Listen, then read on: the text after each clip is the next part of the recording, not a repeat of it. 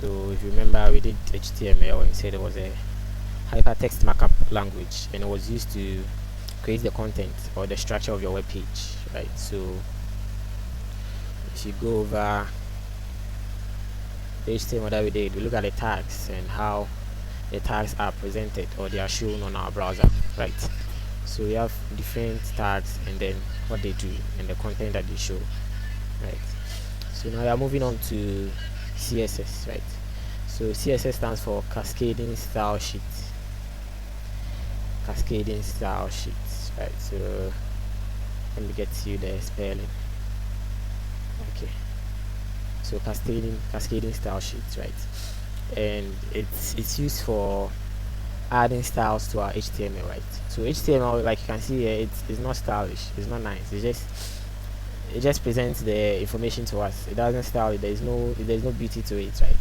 So that's when CSS comes in. It comes in to make our sites beautiful, makes our sites nice, right? To add styling to it, to add some flair, like to organize the content well so that it will be appealing to our users. Because if you send this to a user, the user will not be appealed by it, will not like it, right? But then if you're able to style it, then it will be appealing to the user and then they'll be visiting your site, right?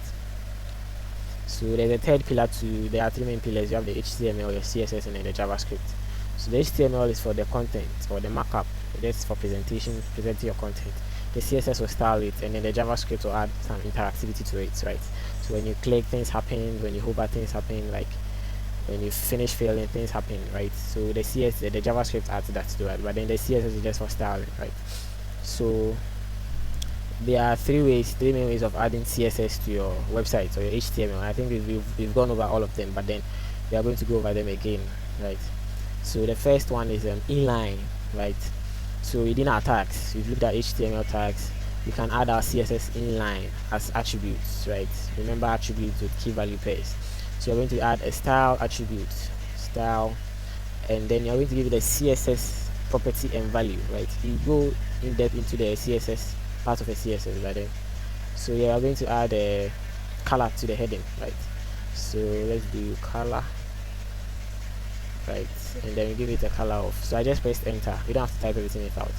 So once you start, you see VS Code gives you the suggestions, and then you press enter, and then let's choose aqua, right?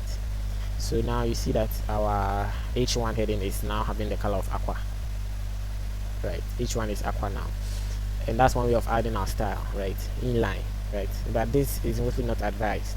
So look at another way, which is in the head tag, using the style element, right? So you can, within your head tag, you can add your style element, and then all your styles will go in here, right? So then you can target your elements.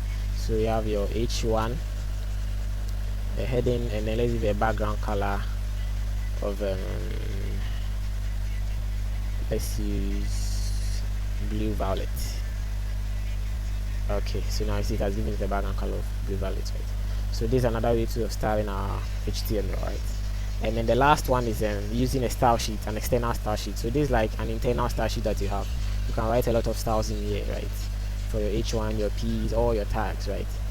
But then you can also have an external style sheet, and then you link it, right? So we have our style.css here, and then we've linked it using the link tag relationship equals style sheet href. Let's add a dot slash style.css, right? So that's it, our style sheet. So you can write styles here and then it will affect it. So let's do h1